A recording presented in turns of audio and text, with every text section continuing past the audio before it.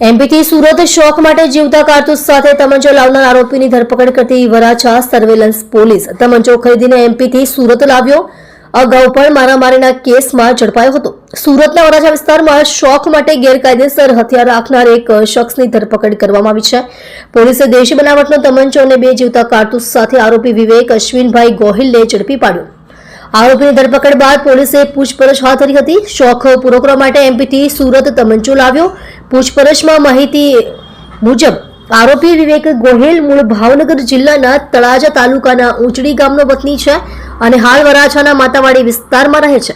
પોલીસના જણાવ્યા મુજબ આરોપી શોખ પૂરો કરવા માટે તમંચો ખરીદીને મધ્યપ્રદેશથી સુરત લાવ્યો હતો અને તે માટે તેણે જીવતા કારતૂસ સાથે હથિયાર રાખવાનું પસંદ કર્યું હતું.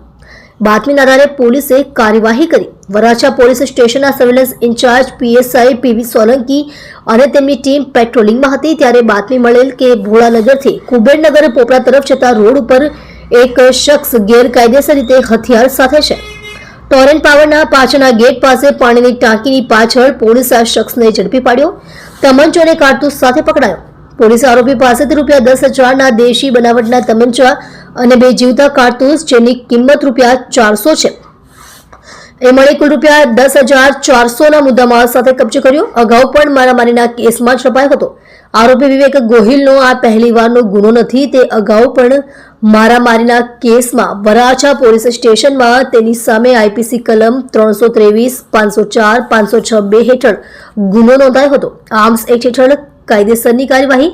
વરાછા પોલીસ સ્ટેશનમાં આર્મ્સ એક્ટની કલમ 25(1)(b)(a) 29 તથા જીપી એક્ટ કલમ 135 હેઠળ ફરિયાદ નોંધી વધુ તપાસ હાથ ધરવામાં આવી રહી છે.